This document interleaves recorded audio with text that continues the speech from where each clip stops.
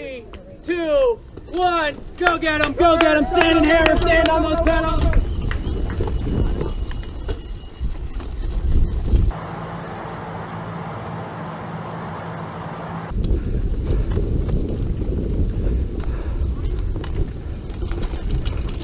Don't want to be late for course clearance. It's never good.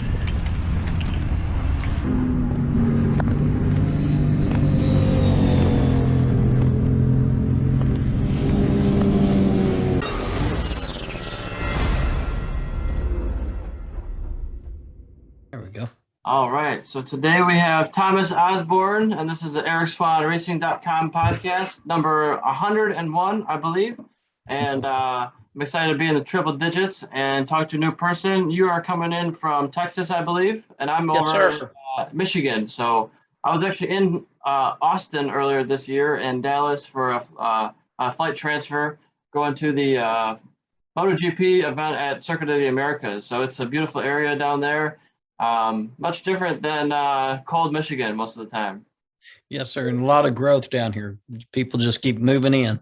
What do you think that's attributed to? It's the job market and the housing market's used to be a lot less. All the movement has definitely made it a seller's market. Yeah, it sounds like all around the country it's like that. We are in last day of May. It's May 31st, 2022 for reference. I'll probably get this posted in a week or two after this. So, yeah, I've heard houses are going for $20,000, $30,000 over asking price sometimes. Very easily, yes. A lot of times it becomes a bid and people are bidding well over what the asking price was. I think it's cooling down a little bit, but it's just, Texas has no state income tax. It's lots of jobs. A lot of companies have moved in. And so there's just a lot of people coming in. Yeah, for sure. And there's been a lot of stuff in the news lately, some good stuff and some pretty crazy things with guns.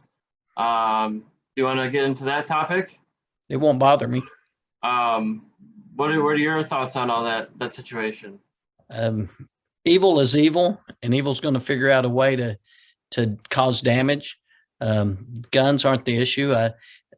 In this unfortunate and tragic situation in Uvalde, mistakes were made in different areas, but you can't blame people. Nobody did it as far as the mistakes on purpose. There was somebody that, I don't know, was bent on killing, unfortunately, little children. There are a lot of people feel that if that school had allowed certain staff members to be trained and carry, it could have ended differently. We have a lot of schools in our area that do allow that. Where I work, I'm in a school district right now. We don't allow that, but we have school marshals on campuses and what's called SROs, student resource officers, which are regular police that are kind of rented during the school day to check on the schools. And so we have some protection, but the schools, it's unfortunate. It's such a, what's the word? A place where there's it's so open to injury. It's such a place where there's not a lot of protection unless schools go to those extra measures. Yeah, it's unfortunate that in today's society, you can't go to school without fearing for your safety. It's a strange time that we live in. And I saw a statistic the other day that said there have been more mass shootings, meaning I think more than 3 or 4 people shot in one instance, than there have been days in the year in 2022 in America. Wow, I wouldn't have, wouldn't have thought that. But when you start thinking about gang violence or bigger situations like that, if they include that in there, then it could be. Yeah, not just at schools, but right. all around. There's been some crazy instances, but it's just people know that if they do want to cause damage, schools are the most underprotected place right now. Yeah, it's like I don't quite understand the reasoning behind no gun zones because criminals don't follow rules. So the only people you're deterring from carrying a weapon in there are law-abiding citizens who could actually stop a threat like that. So absolutely. I get that you don't want to have, non-military trained people inside a school with a weapon. However, you're just like I said, it's illegal for a law-abiding citizen to do so. So like criminals aren't going to follow that anyway. So you're only deterring good people. Exactly. And if training is provided, I have a nephew that's only about 3 years younger than me, and he's retired from a police department. He's done handgun training. He now works for one of our national legislators from Texas as security and things. And we've talked a lot about it. The training's available. It might cost some schools, but safety isn't cheap. It's just like your riding gear. You're not gonna buy the discount stuff very often when you're out there racing. And if we're going to protect these kids, then we need to spend the money needed, train some people, partly because perception's reality. If someone thinks we got 3 or 4 people in there with guns and maybe we only have one, they're going to think 2 or 3 times before entering that building to do harm.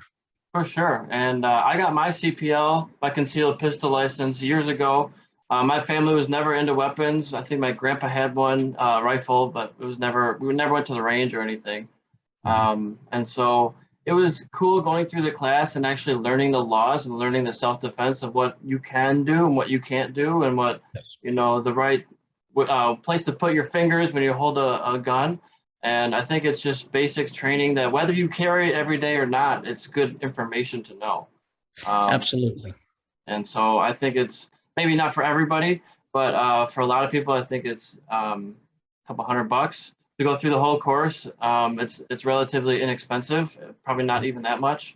And to get licensed, $100 or $200 for your state licensing. I think it's very beneficial. Shows to be my understanding, and I haven't done any research lately, is when you look at statistics of the areas that have pretty restringent gun laws, Chicago, some places like that, their crime rates drastically different than these places that are have open carry. And I'm not an open carry person per se, but if people want to, fine. Once again, you said it right, when the criminals are going to do what criminals do, no matter what the laws are. So we might as well be able to have law-abiding citizens protect themselves. For sure. And I'm not a gun expert by any means. I'm just a slight enthusiast. I like to go to the range here and there. If I go up north, I'll bring some extra ammo with me, and hopefully find, like, there's when I went mountain biking up there, I found a target range. It's just like a backdrop, and they have all kinds of like bottles and cans and targets already there. And I usually bring some paper targets with me. You just, tip them up, and there's nobody around for miles. You're in the woods, basically. It's awesome. It's free. You don't have to pay a range fee or anything. Exactly. And there's no neighbors calling to complain. There's, like, in the middle of nowhere. So exactly. It's cool to have those opportunities in Michigan, or even in Texas. I'm sure you had plenty of open land to do that.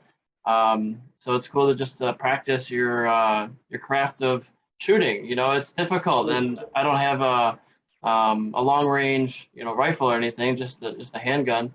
So it's fun to just do some target practice. Absolutely. If you ever get to travel and go to Colorado, they actually have a lot of those too, because of such a hunting state. That's a lot of fun. We've done that on some of my trips with friends. We've taken stuff and then spent part of the day at one of their free ranges, just enjoying the day and having fun and contest and learning. Yeah, for sure. I'd assume I'd have to drive there, because it'd be interesting to figure out all the laws about how to fly with a pistol. Obviously I'll have it disassembled, I would assume, and locked up and separate from the ammo. I don't even know if you're allowed to fly with that stuff. You have to be not carry on, but underneath the plane, I would imagine. Yeah, it's not as hard as I thought. I did it one time when I helped move my son to New Hampshire, and we were in the truck and trailer, and so we were both carrying. And when I flew out of Boston back to Dallas, it was very easy. It's, like you say, secured and all this, and locked up, and then put in a bag, and they put a special sticker on it, so it never comes out on the regular carousel. You've got to go to a special desk to get it, but it was much easier than I anticipated. Yeah. And so our expertise, I would say, is more the motorsports, motorcycle genre. So we can talk about that a little bit more. All right. But it's fun to just talk about whatever and see where the conversation takes us. So what is your expertise in the motorsports field? Um, it's hard to call it expertise. I didn't really start riding until 2004, but I was hooked immediately. I'd had small experiences when I was young. And since then, I've just been hooked and I ride quite a bit. I guess the things I've done the most is for years now, since about 2006, almost every summer I've planned a lengthy ride, and a lot of my friends and we've gone on trips through Colorado and New Mexico. One summer we rode all the way to Yellowstone and things of that nature, and we've gone east of Texas to the Smoky Mountains. The Tail of the Dragon is always a big one people want to do, and so I guess I enjoy the planning, and I've gotten decent at it, and still do that quite a bit. And actually have 2 weeks this summer coming with 2 different groups, a week with each group going to Colorado. Nice. Now, are you camping at the side of the road at campgrounds, or are you going hotel to hotel when you do these trips? We've done it various ways. The first ones we were doing pretty much on a budget, and we took sleeping bags and stuff, but we stayed in cabins at KOA campground. Okay. Yeah. Because you got the cabin for $50 and 3 of you could get in there. Pretty cheap. Pretty reasonable prices. And there's a huge network of those campgrounds around. Yep. And then we've done hotels. But over the last few years, we've gotten where we trailer out of Texas, because we do it in June and July, and it's just so hot that we get somewhere and we leave a truck and trailer, and then we ride a half a day to a house, and we explore from there each day. We have tours, have routes planned each day for that. And so that way we don't have to pack up. We eat breakfast there, we go ride, have lunch out, come back, we cook dinner there, everybody relaxes and enjoys the evening, and that seems to be the most popular and pretty smoothest. Sure. And what kind of bike or bikes do you ride? I just recently in March changed over to a big touring bike, an Indian Challenger Pursuit. Ooh, when you say big, what kind of horsepower or CCs are we talking? The horsepower is about 120. Okay. It's 108 cubic inch, so it's somewhere around almost 1,800 cc. Big one. Yeah, pretty good size. Has the tour pack. It's a lot more creature comfort, so that Jennifer, my wife, enjoys it. We were riding previously, because we only got married in 2018, on a VFR 1200. All right.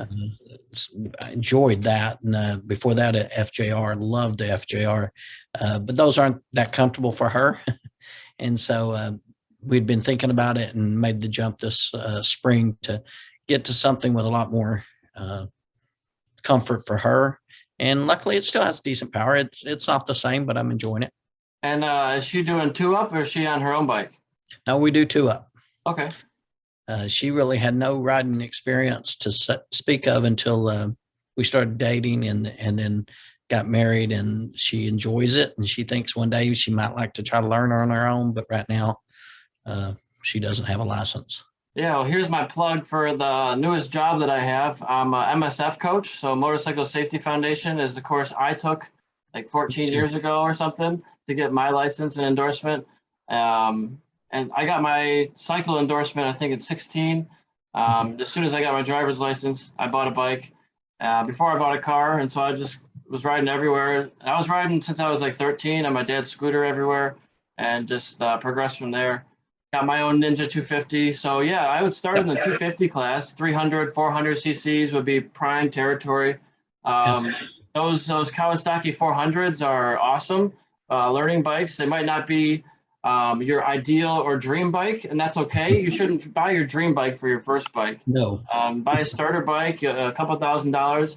I just bought a 2021 Kawasaki KLX 300 Supermoto. So it's a dirt bike type machine with street tires.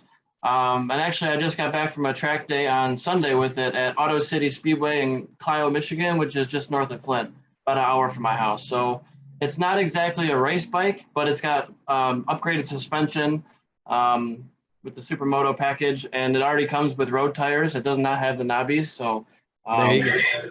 Usually the Supermoto track days, they have a dirt section that's like maybe 15% of the lap. But this time it rained, I think on Saturday pretty good. So it was way too muddy. We just skipped that section and we just did motard. So pavement only.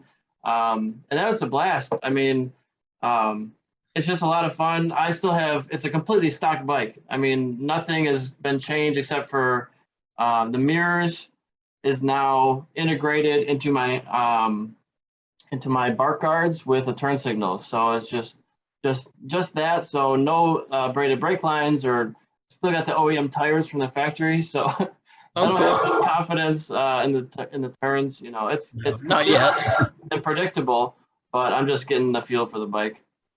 Yeah, my understanding those handle very well. I have a couple of friends that's had them, and then the times we've gone out to North Carolina to ride on the Tail of the Dragon, lots of them out there. They just seem to fly into those corners. They've got great tires.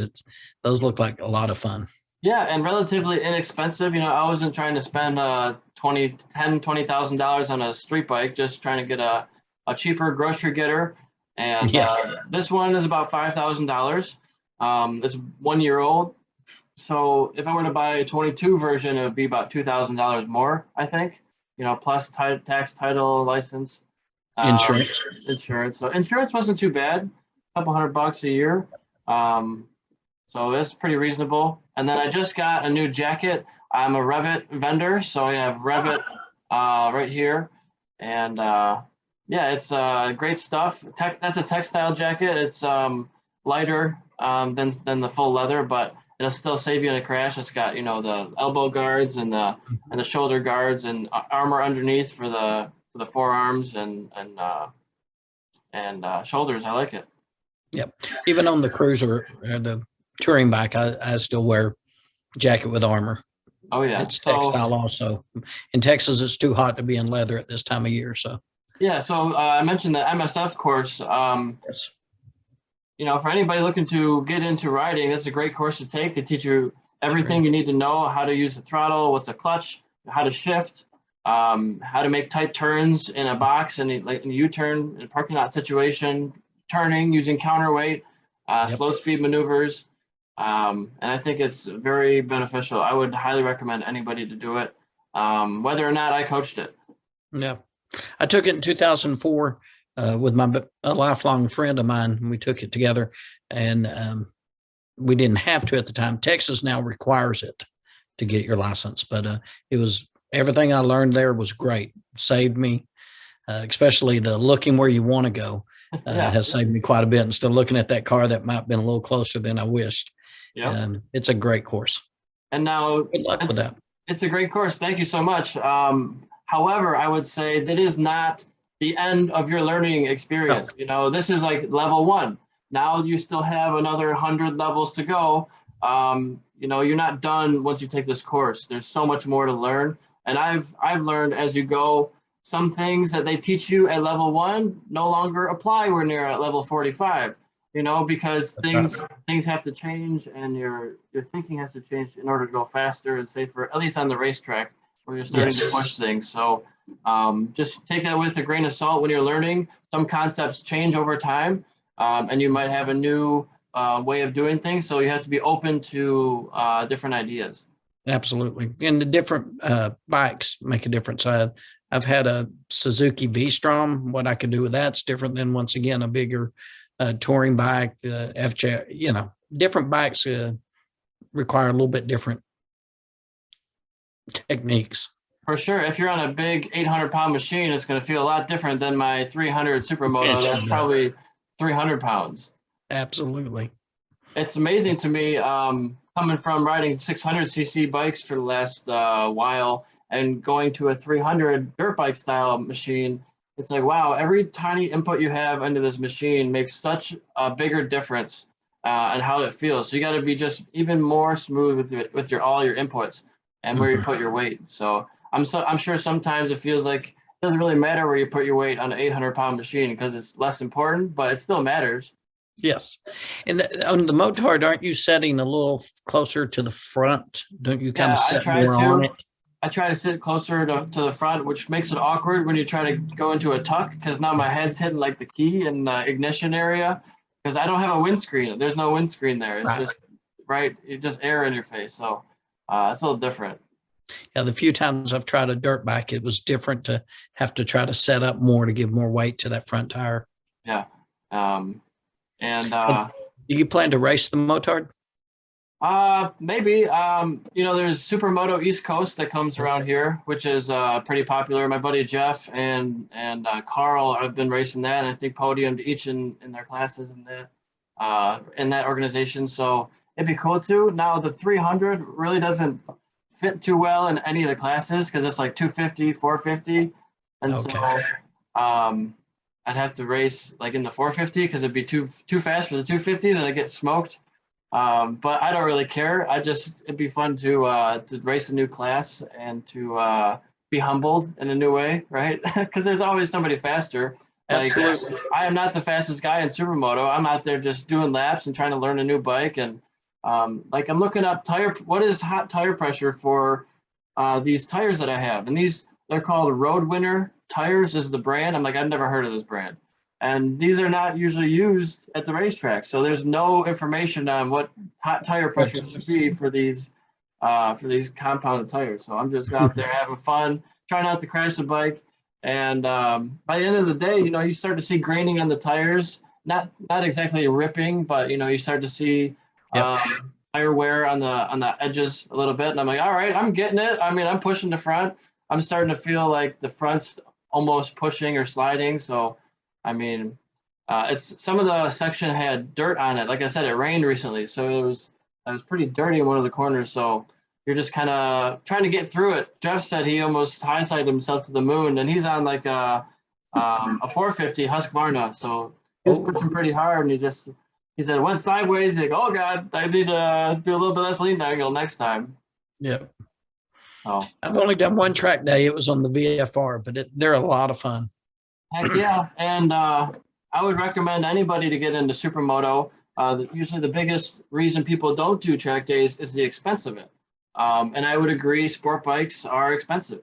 But the Supermoto stuff, like I said, you could buy a $5,000 bike, and the track day cost me $70. Really? Just for the track time. It's a much smaller organization. They go to a bunch of different kart tracks, and this happens to be like a stock car oval track that has a whole bunch of infield sections and kind of different configurations that you can make. And so we go like in the infield on the sidewalk on like this 8-foot path at part of this course. And there we use cones for a lot of it to make our own course. So we're like making chicanes, and we might be going down one side of the track and then have tires in the middle. And then you use the other side of the same racetrack and go in the opposite direction. And it's far enough away. It's never really an issue with people like crossing that. So it's pretty cool. It's a new track every time you go because they bring all the tires with them and then put them out every day. So it's never exactly the same. And so this time was a whole new configuration. It wasn't just, slightly different tires. It was a whole new course. So the first time I went out, I was like, I don't even know which way I'm going. Like there's no map of this track anywhere because we just made it today. We're like, hey, let's try this today and see if this works. So it's pretty cool to have a new track and like pavement changes. There's so many different pavements because it's not actually the racetrack. You're using sidewalk and different things, and there's a little section where you can get some air and jump the bike with both tires off the ground, which is kind of cool. Wow. So I got a bunch of photos, and there's like professional photographers there. Jeremy and Jessica Sargent are out there taking beautiful pictures and GoPro stuff and video, and all from different angles. So I have like braking photos. I have like, leaning over, getting your knee down kind of photos, accelerating on the gas. I got one of me in the air with, you can see like a little bit of daylight between both tires. So I'm actually floating off the ground. It's cool. I've never done any of that. I don't know that I'm ready for all that.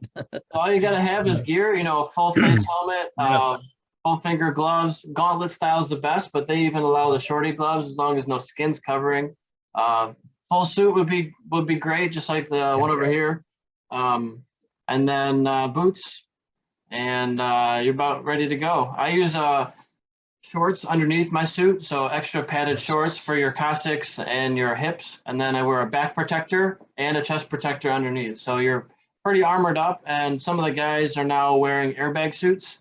So if you actually have a collision or a crash or an accident, you have an additional puff out of the suit, which actually puffs you in. You know, it compresses your chest from doing that, but it's definitely a lifesaver. Yeah, that'd be fun to do. Like I say, I'm at that age, I don't bounce very well and I don't recover very quickly. So well, there's all kinds of ages out there. I mean, there's a guy who's in his, I don't know how old he is. I'm sorry if you hear this, but he's in probably 50s or 60s. He could be my dad, you know, and he's out there pushing. I mean, so there's all kinds of skill levels. There's people who are maybe it's their first ever track day and they've been riding for 30 years. Maybe there's somebody it's their first ever track day and they've never rode a motorcycle before. That's usually more rare, but it's not a super competitive or cutthroat environment at the track days. Usually, it's pretty respectful. The passing rules are very let's be nice to people. Don't stuff anybody. Let's not try to make people crash here. And really, people are out there trying to help each other. So if you're struggling, they might come over and say, "Hey, you know, maybe try this line to that corner next time, or follow me for a couple corners," and that really helps out. There's a new guy that I've seen at the track. I shouldn't say new. I haven't seen him for years, but Swahn, he's a rider I rode with and raced with like 8-9 years ago, and he recognized stickers on my truck, and we happened to be pitted next to each other. And I was like, "Hey, I know you." It's a small world, you know. He's into the motocross stuff and air scrambles and through the woods races, but also some supermoto there. So this is cool to have a variety of disciplines under your belt. The track day I did, I'd originally given it to a track day to my son. He got his motorcycle license when he was 15, because in Texas, as long as it's 250 or smaller, you can get your license at 15. And so we got his license and he rode with me and all. And then 17, he moved up to a 600 Kawasaki ZX6R. But before he went to college, knowing he wanted to take the bike, I said, "Well, you're going to do a track day."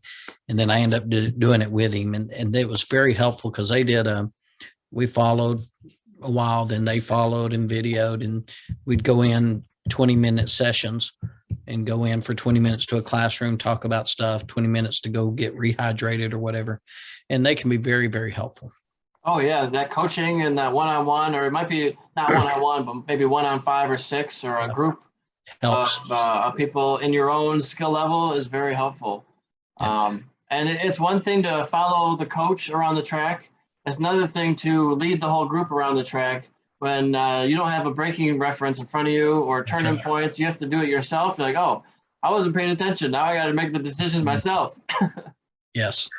Yeah. It makes you think about things and look through and plan and be prepared. For sure. And so you're mostly a street rider then, sounds like? Yeah, for the most part. I've done, like I say, a little bit of off-road with my Suzuki V-Strom when I went camping in Colorado, up in the mountains some. No real dirt, and then just the one track day. Now, I enjoy watching tracks, races and all that good stuff. Yeah. And you have a motorsports company, is that right? Kind of. Yeah. It's originally began with a good friend of mine. We formed it, and it started with detailing products, cleaning products.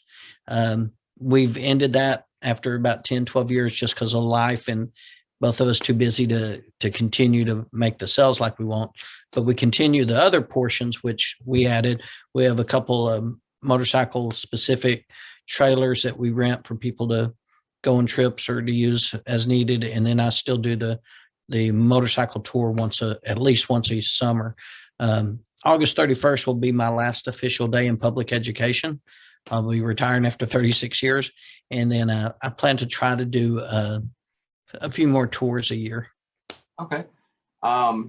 Those motor tours sound pretty cool. I've seen there's some companies that do like exotic other country, far out destination through Yes. the crazy terrain, up and down mountainsides, type of motorcycle touring. I'm like, that would be a really cool job to be a motorcycle touring coach of sorts. I don't know if you call him a coach, but maybe a tour guide or a. Sure, Dan, yeah.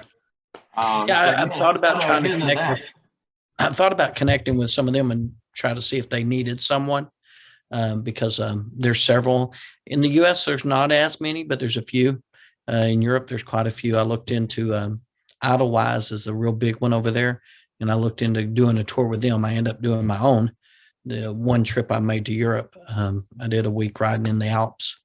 But yeah, that to me, that's a great job to have, is to get paid a little bit and all your expenses covered to go ride around beautiful areas and have a good time. So you usually have a group of people with you when Yes, you sir. do your tours. About how many riders would you say? Uh, it's hard to give an average, but probably 12. One year we're going to North Carolina. It ended up, we had 24 total of us, 2 houses side by side. But that was rare. This summer I've got, I think there's 11 of us in 1 week and 8 or 9 the next week. We kind of split it up. We used to just do it all together, and the fast folks kind of took off on certain roads and rode a spirited pace, as we like to call it. And then the intersection, they just pull over and chit chat while the cruisers caught up. We've got enough of both groups that we're actually doing a fast group, and then we're doing a cruiser group. And that's a paid thing to do, or is that like a free? No, they what I design, I plan everything. And the bulk of the people are friends, but sometimes it's friends of friends. But through the years, when we first started, we'd plan everything, and we'd sit down with a calculator every night and divide up gas and whatever. And they finally said, look, just plan it and tell us what we owe you. And so I'd plan and try to calculate and pad a little bit to make sure some things. And they said, that's fine. And then I just say, for this amount of money, this is what you get. It includes, almost every meal, except when traveling from Texas and back to Texas in the truck. But it covers the gas of the truck. So we get a couple of trucks and trailers, and nobody has to put gas in them. That's all covered. The housing, the food, the breakfast and the dinner. And once I married Jennifer, she's an amazing cook. She's a Southern girl from Mississippi. And so we'll cook breakfast. Everybody gets a good breakfast. We go ride. At dinner, it's great food. And so all that's just included. And, I don't know that I really make that much. I've never sat there and calculated it at the end of the trip. But anyway, this year was hard, though. The gas prices have gone up so much, way over my calculations. And I just had to be upfront and ask everybody for a few more dollars on the gas portion. Yeah, that's understandable. Everybody understands. Everybody's raising their prices. I just rose my prices because even the restaurant next door to you raised their prices. It's like everything's higher. So at some point, something's got to give. Hopefully. Yeah. Yeah. As gas goes up, it affects everything because of the shipping and the manufacturing. It's just part of life. And but it has been quite drastic over the last year and a half. And are you seeking out non-ethanol gasoline stations, or they're kind of hard to find, aren't they? They are. There's very few near us. But when we go certain places, I'll try to look and see, and I just kind of tell people, and they know for the most part, they'll either bring octane boost. Most of the guys that ride the sports bikes put in the higher octane anyway. Cruisers can run pretty much on the regular. And as long as they're not setting long, the ethanol burns. The ethanol really becomes a big issue when it sets very long. Okay, so if you're not using the engine for a long period of time, it's sitting in your garage, that's where it has issues? Yes, sir. That's when the ethanol kind of separates from the regular gas, is my understanding. I'm not an expert on this, but it becomes gummy. It takes a while for that to happen. A couple of months, probably not going to do it. 6 to 7 months, you're probably, especially the carbureted bikes. But most of the guys understand it is what it is, and they get there and they do the best. And if they feel they need to, they just add one of their octane boosts. That makes sense. And do you have any preferred gear brands or parts that you use for the cruises? Um, Not yet. I just kind of got back. I started with cruisers and got away from it, and I got back. Right now, I'm not going to change a lot with that until I get going and see what we like and don't like. Through the years, I've become a big fan of Arai helmets. After trying different helmets, they seem to fit me the best. I love their stuff. And that's what's the most important is the fit of it. Not do you like this particular brand or not, is does it fit your head well? Fits and the comfort on these trips and stuff. Yeah. Wind noise, cutting back on the noise level. Aerodynamics.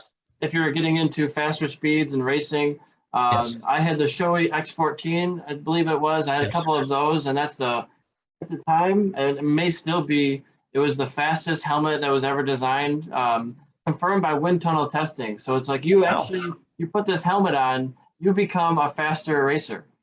Oh, well. Don't tell too many people that. They'll go buy them all. Right. But yeah, having the right gear though and the right fit sure makes a difference. And like on these trips we take, being especially in Colorado, you're going to get rained on at some point during the week. May not be long, but when you're up 10,000 feet, 12,000 feet over a mountain pass, it's awfully cold. And so make sure you have good gear that's waterproof when needed and yet ventilated when you don't need the rain gear or whatever.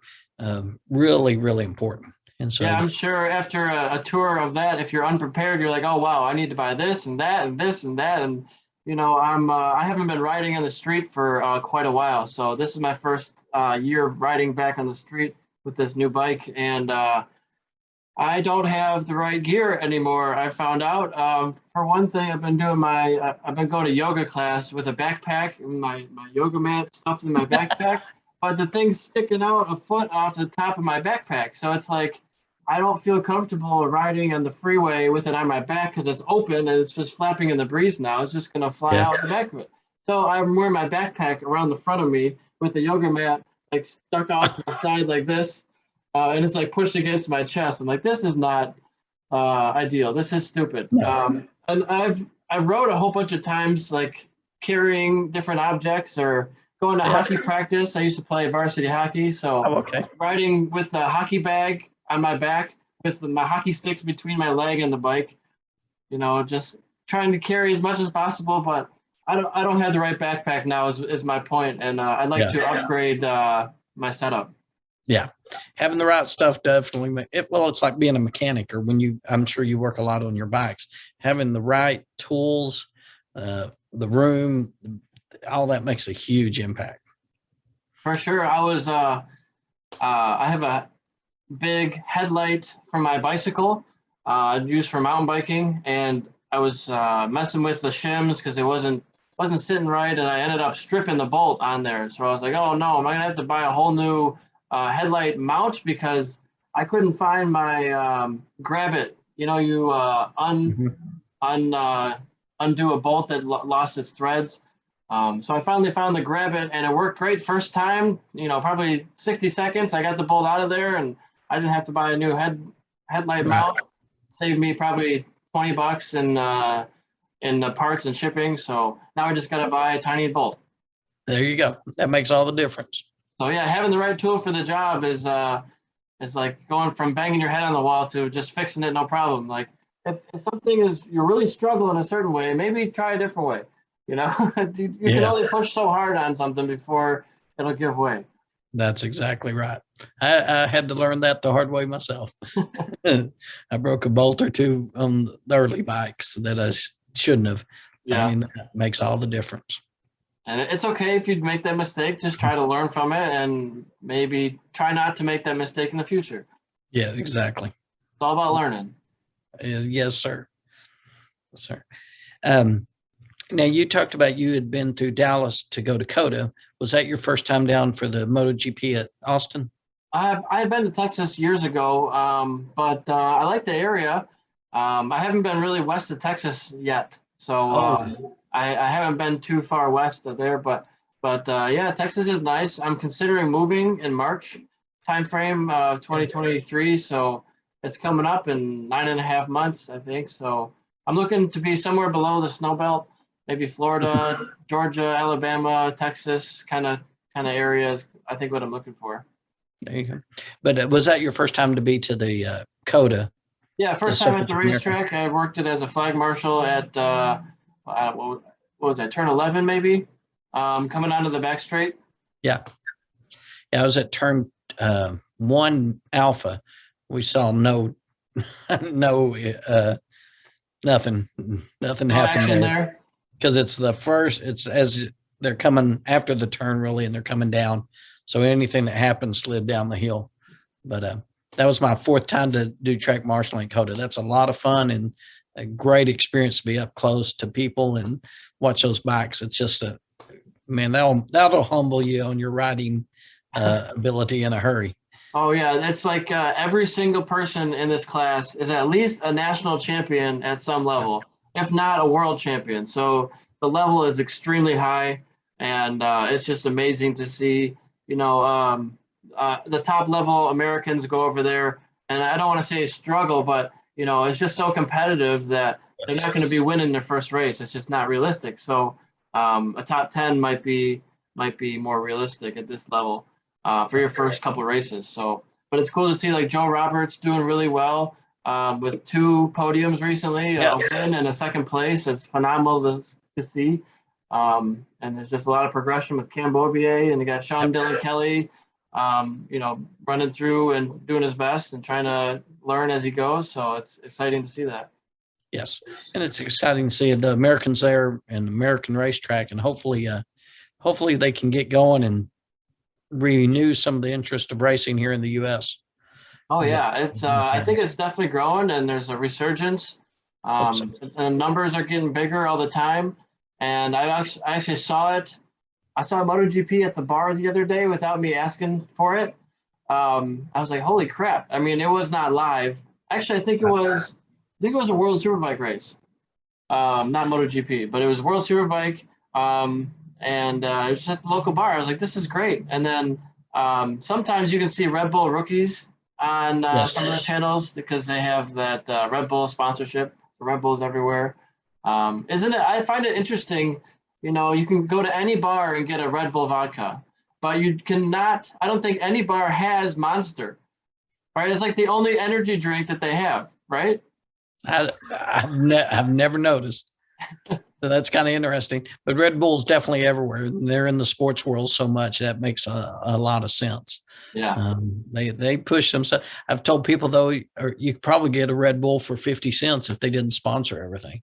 Yeah, it definitely inflates the price of it, but that brand recognition and that, they have a Formula One team. How many drink companies have a Formula One team? None that I know of. Yeah, it's amazing. But those are getting the chance to see it in the U.S. is fun. I don't know of anybody that shows it down this way. We have a group that meets on the Sundays of MotoGP at a restaurant. It's a barbecue place that has a back room, and we plug into their TV and use a computer to watch, and we advertise it through Facebook and word of mouth, and we'll have guys and ladies show up and watch all 3 races. That's about the only way we get to watch it, but we're trying to build that interest and get people there and get people to go with us when we go to COTA. Yeah, I think it would be interesting to get a network of bars and restaurants to be showing racing on a more frequent basis. That has to be incentivized for them. They might not have the TV package, right? That's an expense for them, but Yes. It could bring in a lot of sales. You have one viewing party, you could have 50 to 100 people there, each spending $20 a piece. That'll pay for itself in one race. Yeah, because the MotoGP subscription is pretty high. World Superbike's not that high, and Moto America's not that high, but I don't know. Hopefully, like I say, if we get the Americans to make a couple more podiums and get some splash and then get in the premier class, it will help a lot, I think. Yeah. So are you marshaling for just MotoGP, or do you do Formula One or NASCAR, or what other series? At this point, I've just done MotoGP. I really want to go do some Moto America. I've got a really good friend that he'll race, I think, 3, maybe 4 races of Moto America this year. He's raced Moto America the last 3 or 4 years. He finally got where he qualified for it or whatever. He races a lot in the local, what they call CMRA down here, Central Motorcycle Racing Association, I think. And anyway, I may go as his crew, or I may go marshal. I'd really like to marshal at Daytona next year. So nice. see all the classes, including King of the Baggers. That's been fun to watch. And so now that I'll have more time, flexibility, I may try to do some of that. Yeah, Daytona is a really nice place to be at. I've flagged there 3 times in the last 12 months, I think.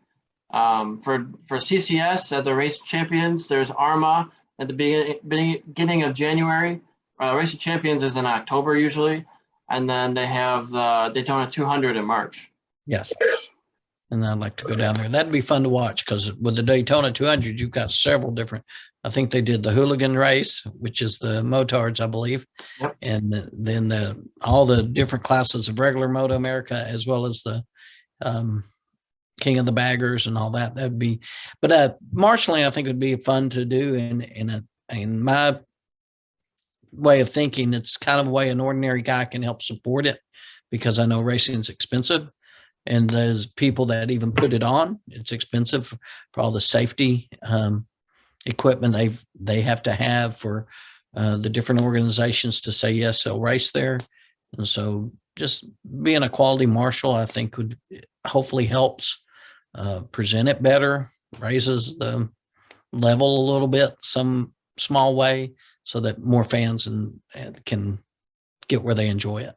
Yeah, I'd say for anybody who has an interest in racing, who doesn't want to spend tons of money on a ticket to a race, even though they're not that expensive. I don't even know how much tickets are, because I'm always going as a marshal. But like, for example, Formula One at Miami, the general admission ticket on the regular marketplace, not on the secondhand, seller's marketplace, was $900 for a 3-day general admission ticket. For not even a seat. You don't get a seat. You just get to stand the whole time. And the prices were going for up to $27,000, $28,000 for a 3-day one-person ticket, VIP. And that's from the regular ticket center website. So It's wild. So as a marshal, at the bigger events like MotoGP and Formula One and IndyCar, they do not pay. However, you get to get in for free and get discount on hotels and VIP access to everything, pit lane access, and walk the track. And it's just, you get to be in no man's land right between the racetrack and the barriers for the spectators. And so you're also doing crowd control too. And I was in 9.5 at Miami, and it's pretty much a straightaway. So it's just a kink right left section where the DRS zone opens, so you can see the flap going down in their rear wing, and it's just flat out doing 150 to getting up to 180, I bet. And being a street circuit, it's not the best viewing ever, I'd say, because they're so fast. We're only seeing them go by for 3 or 4 seconds. In the Porsches are maybe 8 seconds. It's not that long amount of time that you can actually see them. So it's like, all right, there they go. Yep. But it's cool. Yeah. Well, and the thing about marshalling, because I went to the first MotoGP race at COTA as a spectator, and I was really just beginning to get into watching racing in general. And so then a couple of years later, I received an email because I'm with a Christian Motorcycle Association leadership team. Got an email from them that they were looking for volunteers and asking us to spread the word. And so we did.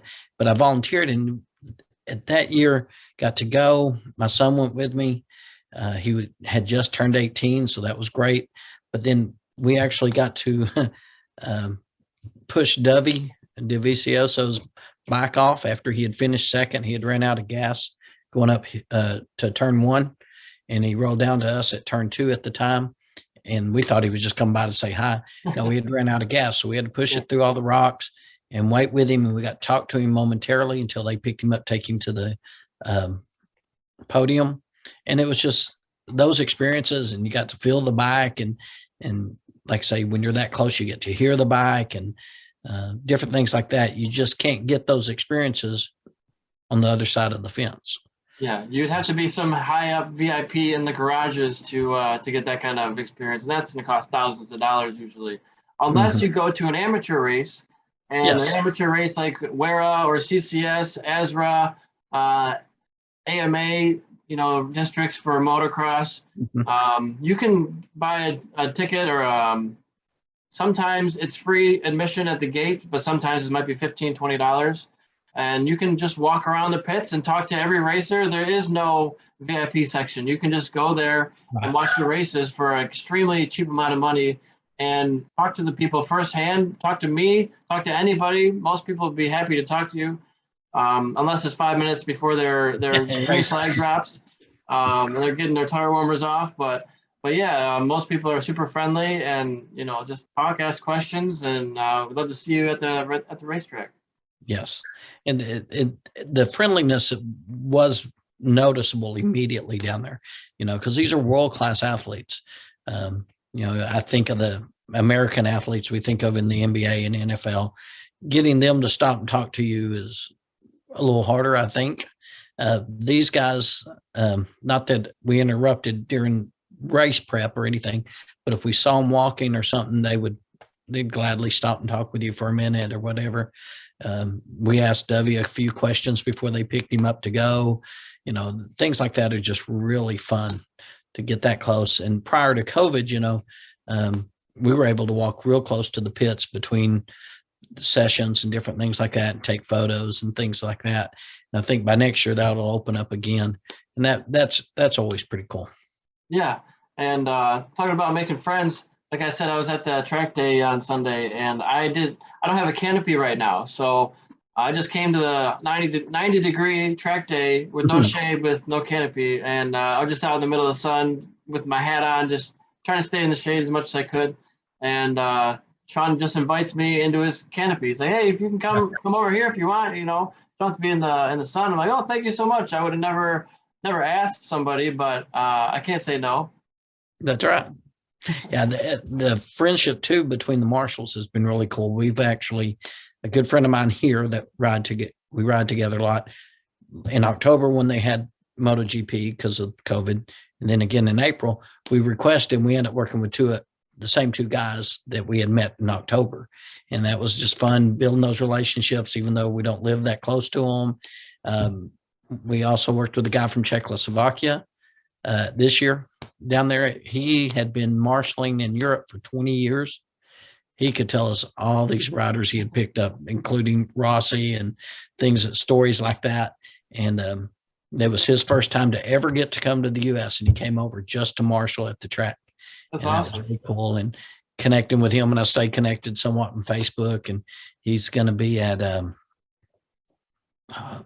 one of them coming up. I can't remember which one. I think Sachsenring, maybe. He's gotten permission to marshal there. And so it's a neat network. I hope to someday see if I can marshal in Europe, knowing the popularity over there. I don't know if they have as much trouble finding volunteers as we do here, but it would be kind of fun to get that experience. Yeah, it sounds like there's definitely opportunities to get on the list. And if you've done Grand Prix before, they know that you have experience, and you've done multiple ones, obviously. So I think you'd be pretty high up on the acceptance list. I know that I heard the number 4,000 or 5,000 people applied for the COTA one. I don't know if that's true or not, maybe for all the different positions. And they accept maybe a couple hundred, 400 or 500 for all the different positions. I'm not sure. But I know that in my corner at Formula One, we had a guy from Austria and another guy from Azerbaijan. And so I gave them both my cards, trying to get them on here. It'd be cool to just talk about their daily life. What is your life like? It's such a far off place in the distance. Most people probably couldn't even find it on a map. Right. At least most Americans, right? There's a lot of geographically challenged people. Definitely. Well, and just their whole life is different. Seems simpler. America's got pretty complex, fast-paced life, it seems. But at the same time, they were just normal people. Like, you would never know that they were from, they have slightly different accents. They might look a little bit different than you, but they act the same. They talk pretty much the same. Oh, yeah. They're just good people, and it's cool to, I like to see the diversity like that. Yes, and the international flair of motorcycles is really cool. Kind of going back to street riding for a minute, I do notice though there's more an international flair in sport bikes than there are in cruisers, but it's still, if you're on a bike, it doesn't matter if you're a doctor or a janitor, people can mingle and they got a commonality, and that's an appealing part of motorcycling to me. It really is such a wide variety of people. You got everybody from rich people, high up classes, and celebrities down to poor people and people who can just barely afford a $200 bike. That's right. And don't buy any gear. So you got the huge wide spectrum of vintage bikes to, brand new Panigales and MotoGP prototypes. Exactly. It's a neat community. The fact they'll stop for you if you're on the side of the road, or at least wave and see if you need help or something. And you don't get that with the automobiles.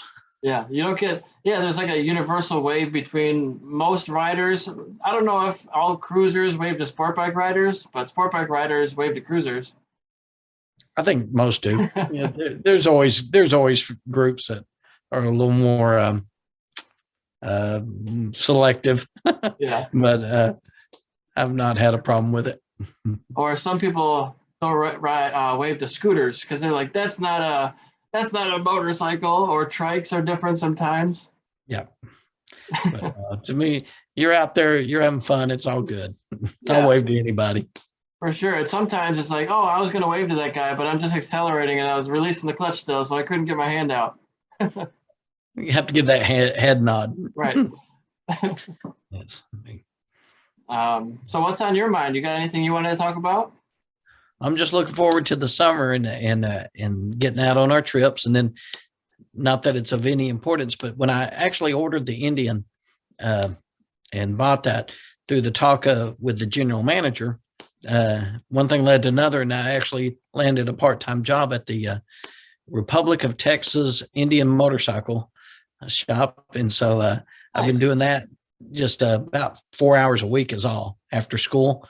I've been an assistant principal at a middle school this year. And so I'm looking forward this summer. I'll go in a little more often. The only deal was I told him I didn't work Saturdays. That was my day to go ride and do stuff. And he was fine with that. He just needed somebody a little bit.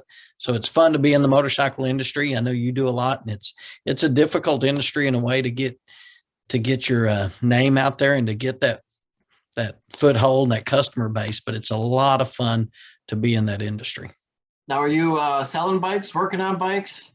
Right now I go in and I clean up whatever they need cleaned up as far as washing down a bike. Maybe it's a trade-in that needs cleaning up before it's on the showroom, or it was in service and they want it cleaned up before the customer picks it up, or it's brand new. They also sell, besides motorcycles, because they're multi-brand, a lot of four-wheelers, side-by-sides, even watercraft. And so, no, I just go in there, relax, put on my headphones, listen to a podcast or music, and we'll clean, wash up bikes or whatever they need. As it goes forward, I may want to ask them if I can move into parts or something on a limited basis, and we'll just see. Right now, I do whatever they need me to do, and it's just kind of cool. Best part of the whole job is I already get employee discounts. Perfect. Just no tire shine on the motorcycle tires. No, I don't do that. I don't do that. No. But I'm enjoying that part, because it's like I said earlier, I didn't start riding until 2004, but it didn't take long to really be a just fun and passionate part of what I enjoy doing, the trips. And, my son, when he was 7, was on the back of my first little bike riding, and I've taken him all over on those early trips. And he's even after college now, he worked his way through college at a Harley shop in Waco as he went to Baylor University, and went in, and after graduation was full-time going in sales and all that. And then COVID hit and everything fell apart. And a friend he had worked with down there had already a couple of years earlier moved up to New Hampshire, was with the Laconia Harley Davidson. And they're the official dealership for the Laconia Bike Week, which is the oldest motorcycle rally in the U.S. And he recruited him up there. That's when we moved him up there, and he's still in the industry and rides, and that relationship's fun to have with my son, and go riding with him. And it's a great industry to be a part of. For sure. And it's pretty affordable as far as like getting a bike and street riding. For a couple $1,000s, you can get all your gear and a decent bike and just start riding, learning. Well, and I think him riding a motorcycle early made him a better vehicle driver. Oh, definitely. Plus, I think, I had ridden for so many years. He was young. I'd had friends that had been in street accidents that we'd seen in the hospital. I had a lady run a red light and hit the back end of my bike. And so I'd been in the hospital for overnight. And so he had a respect for that, knowing how fragile humans are. And he did not get his auto license till about 2 years after he had his motorcycle license, and had been riding and doing quite a bit and built up where I could trust him to go off on his own. We did take off the rear set, so no passenger could ride with him. I told him if I ever saw a passenger with him, he's done. And if anybody else was on the bike, he's done. And just to give him that experience and learn. And then when he got a car, he's done real well. And it's just, like you say, it's easy to get into. There's something about it, working on the bike with your son, building those relationships, the trips with the other men, and seeing the camaraderie and the help and the joking that guys do. It was really good for him. Yeah. And I would get into sports cars too, but that's way prohibitively expensive as far as performance for your dollar. If you're going to buy a Ferrari, it's going to be pretty expensive. You could buy a motorcycle that's pretty much as fast as a Ferrari. It's just you got to learn how to ride it. Yes. Yeah. A lot cheaper, and it's just fun. Like getting that wind in your hair feeling. Yes. And Richard got to see and go to a lot of places that I know kids his age probably didn't. And those experiences of seeing, we rode to South Dakota through Mount Rushmore and all that area. And so when he was in classes at a young age talking about those things, he had seen quite a bit of that. And so that was just a good experience for him. I really wish that I would have explored more of this as a passion and a real career opportunity in the motorsports industry way earlier in my life, because I was always interested in bikes. I always wanted to figure out how I could buy a bike, how I could ride one, how I could get on the racetrack. And there's not really many people talking about how to do that in the motorsports industry. And so that's kind of why I'm doing this, is to help show that you can do that. I have a motorsports business selling 35 brands online. I now have a motorsports podcast with over 100 episodes. Yep. I'm a racer with cars and motorcycles, karts, mountain bikes, foot races, tough mudders, triathlon. I did swim races in middle school on the swim team. And I'm just trying to do as much as I can in the motorsports arena. I'm now a certified motorcycle riding coach. I just applied to be a track coach for racetrack and rider coaching for fast speeds for different organizations, for open wheel sports cars, and also motorcycles, modified sport bikes. So I'm trying to do as much as I can. And actually, I just got an offer to be like a paid motorsports journalist of sorts, or a blogger, writer. Yeah. So they pay like X amount of dollars per 1,000 words. I'm like, well, I could do that. I'm like, that's pretty easy. You could do text to speech of one of these podcasts or something and just talk about, they said it could be outdoor sports, RVs, trailers, motorcycles, ATVs, like anything basically in the motorsports, like gear, parts, riding, Wow.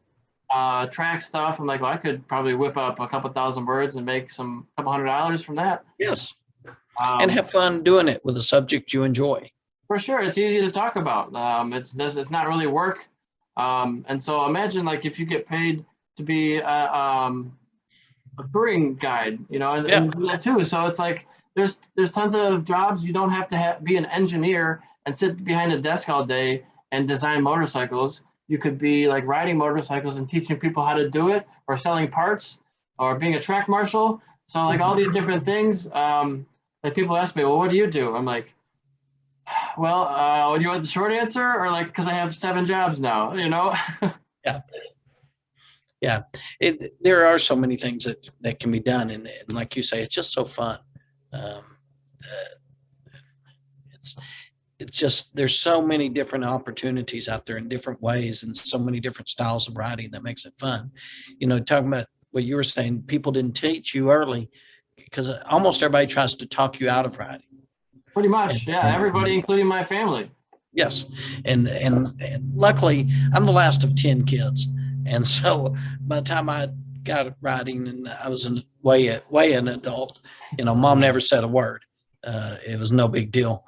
I had another brother that had already written and stuff of that nature.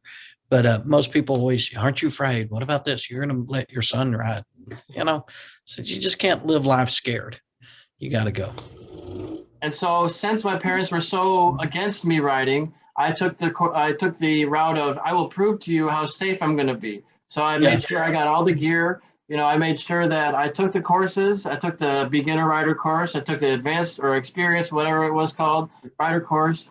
And then I went to the racetrack to learn how to really ride it, and to get more coaching and more experience.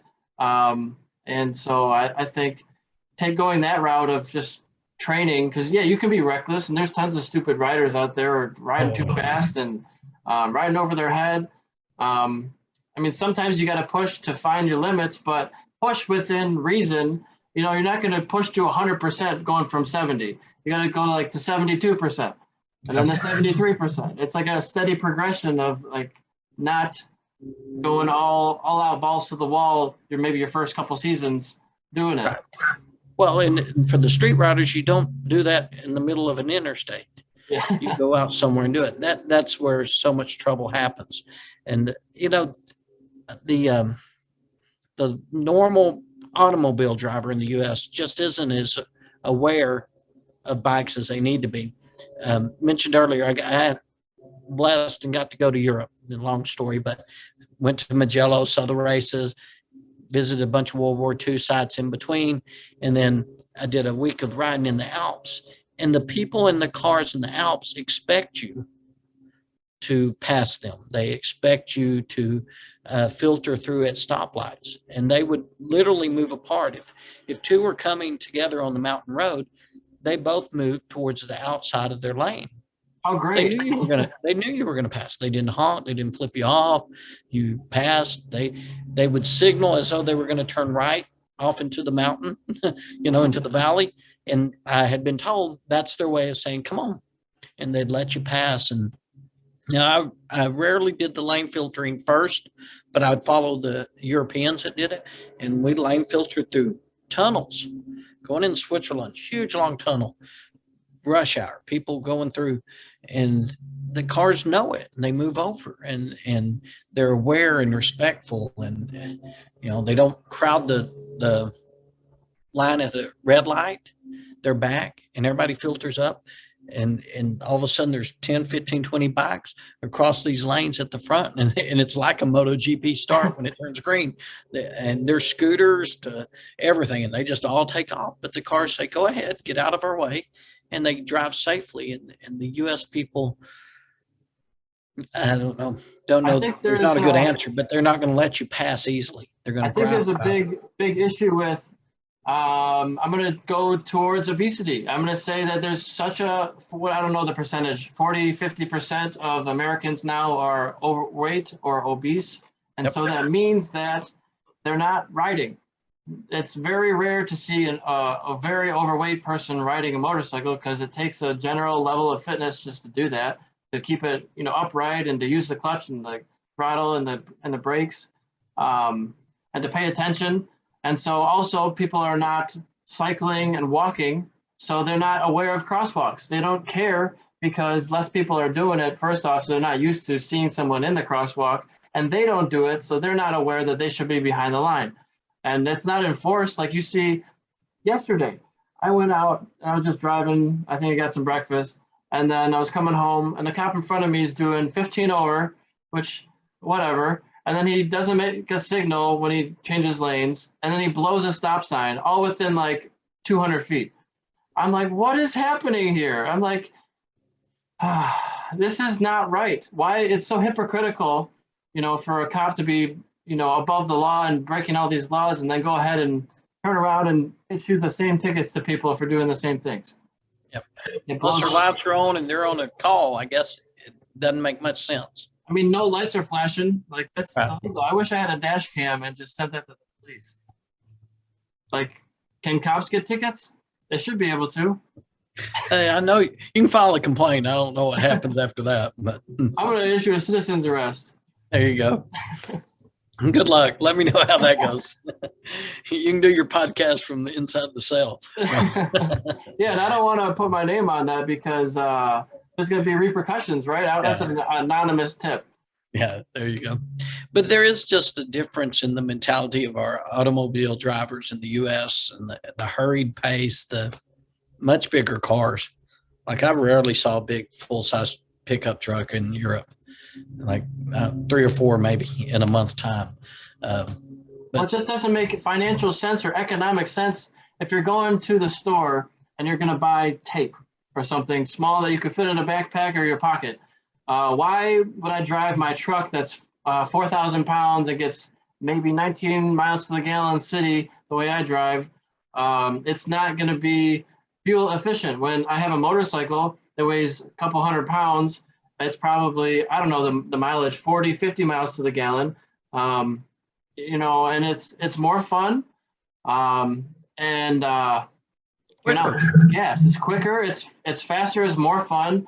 What's the easier to park? The downside, sometimes you could say, well, most people don't wear gear anyways, but I wear all the gear all the time. So it's going to take me another couple seconds, but does it? Like to put on my race boots, which is what I wear on the street, is faster than tying my shoes. So that's not slower. I got to put on a jacket, which is a couple seconds, a helmet and some gloves, and you're done. Yep. I usually just wear jeans, like thick jeans. I don't really have great lower half wear except for my suit yet. I used to have riding pants, but that's something I need to upgrade. But you're right. It's more economical if done right. America just sees it as a hobby, not a true mode of transportation for the most part. Now it is harder. Like I do say it's a grocery getter, but I haven't gotten groceries on it yet because usually when I go, I buy like a 40 case of water, and I'm like, well, how do I do this? Is it going to be another hockey bag on the back type of scenario? Or a lot of bungee cords. Yeah, I need to get some bungee cords or something. Or there's some trailers you can buy. I've seen people have motorcycle trailers. That's kind of unique. Like it rolls independent, so it's always flat. Mm-hmm. Actually, my second bike was a Yamaha V-Star 1100 cruiser, and my son was young, and we actually had a small trailer that we pulled all the way to Colorado for our big trip and stuff because I had to pack for 2 of us, and still early in the career of traveling, so I overpacked. But there's a lot of those bigger bikes can pull those trailers and never think a bit about it. But anyway. Just can't do too much hard braking with the rear tire off the ground when you're carrying a trailer. No, you got to be a little careful on the lean too. You can get pretty far over. I never had a problem with it, but I was on a cruiser, not a sports bike either. Yeah. You probably end up dragging floorboards and center stands before you get too far leaning over. Exactly. Yeah. It lets you know you're far enough. So is there anywhere on your radar that you like to ride to that you haven't yet? That I haven't yet. I'd love to do the West Coast, the redwoods and the sequoias up there, Northern California and up that way. That's by all means everything I heard very pretty. I have ridden a couple of days with my son when I was in New Hampshire, the dealership Laconia Harley Davidson. Thank you. Let me take one of the bikes and ride with him up there. That's a gorgeous area. Like to do more of that upstate New York and those kind of things. Of course, I'd love to come across all of the north, the USA. That'd be wonderful. The Rockies, though, are hard to beat. They're just amazing. Any part of that from New Mexico all the way up. When I went to friends of us, we rode to Alaska one summer. Even the Rockies up in Canada, it's just, they're so tall and so high up there, and the scenery is just amazing, the wildlife and things of that nature. So if I've ridden in Colorado, but I love always going back to that area, and Wyoming and Montana and all that. But eventually I want to get to the far West Coast and then the far Northeast. Very cool. Is it available to ride the Pikes Peak hill climb without like outside of the competition time? You can just do Yes. that normally? Yes. It's I guess now about 5 years ago, it's finally paved all the way up. For a Yeah. long time, it was paved quite a ways up, but not total. It's all the way up now. I've been up it 3 times, I think, on a bike.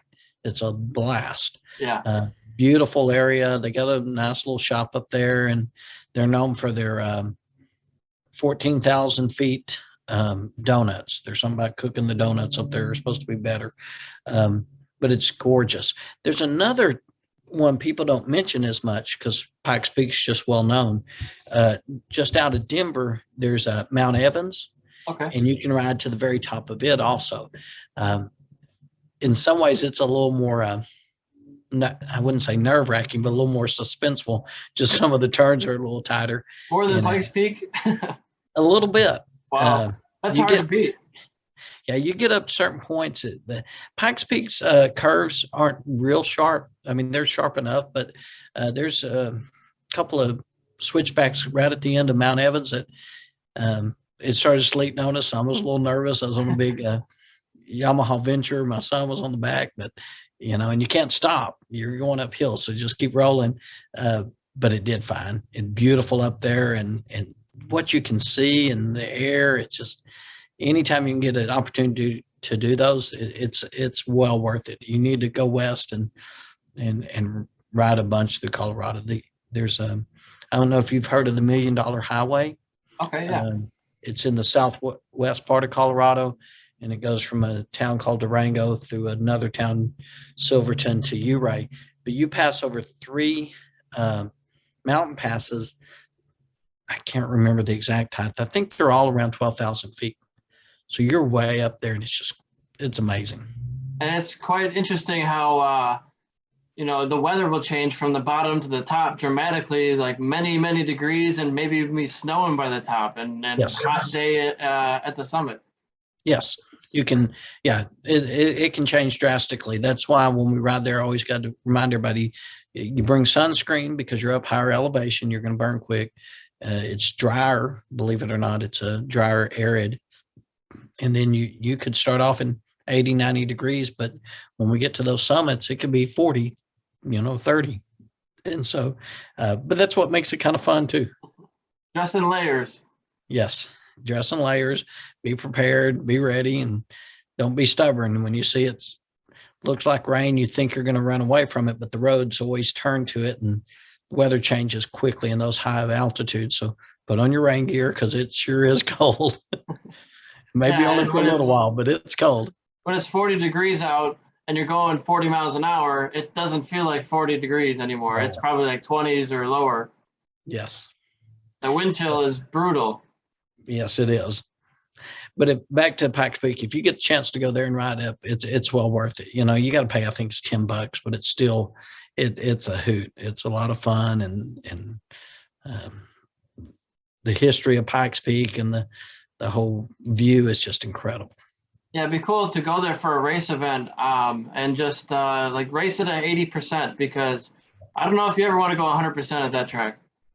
I wouldn't.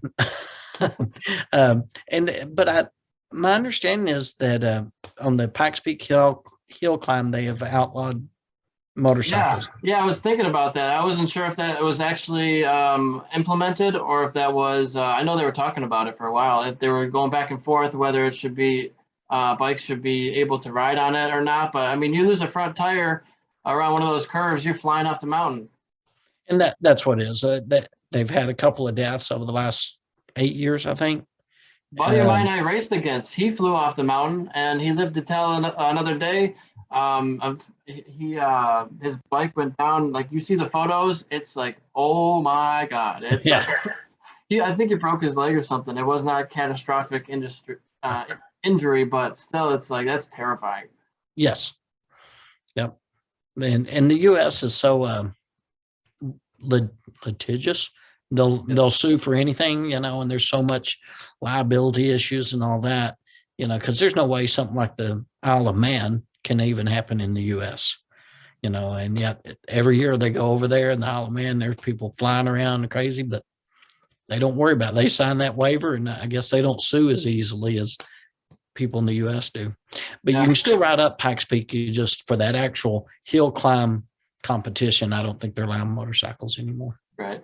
And maybe that's a good thing. I want to see motorcycle racing thrive and be big in the U.S. And it looks like what they're trying to do with Formula One is do a lot of street circuits, and that's different. I don't really like that aspect. I wish they would do traditional or more modern full-on racetracks that have tons of runoff, because yes, okay, a Formula One car has a phenomenal monocoque unit where the driver is in his cockpit.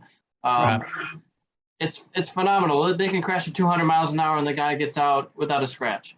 However, he's still having massive internal injuries. Like, he's still having his brain slosh against his skull and probably having concussions. His body is not hitting anything directly.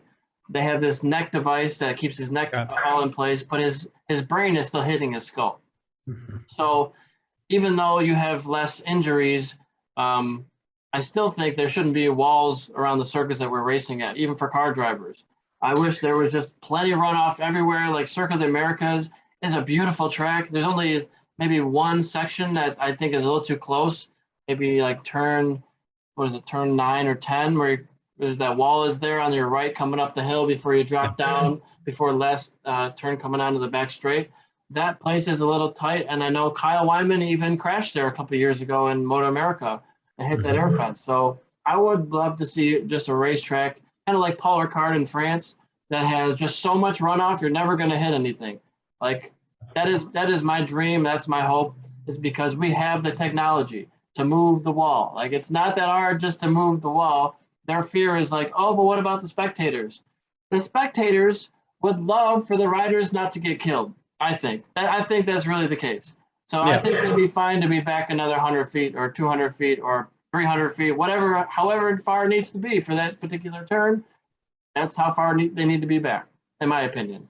Well, I know with MotoGP that something's going to be done either to not allow too much more speed, or they're going to have to do something, because the bikes have gotten so blooming fast. I mean, what was it, Luke?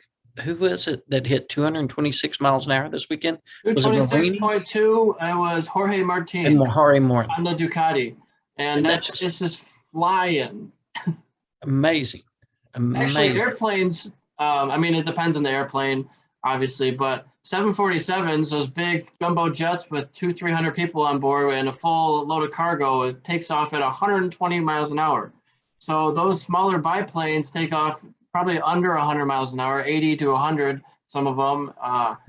We're going many times faster than that. And if you were to flip those wings the opposite direction and have another power unit once you get off the ground, we could be fine. Yeah. It's not too far out of the realm of possibility. I mean, we have drones that can hold the weight of a human. They're delivering packages that are over, I don't know if they're over 100 pounds, but I'm sure they can withstand, in the next coming years, more weight. And I'm interested to see if we'll be switching from Michelins to propellers. It'll be something, that's for sure. It'll be interesting to watch, just because their technology just keeps advancing.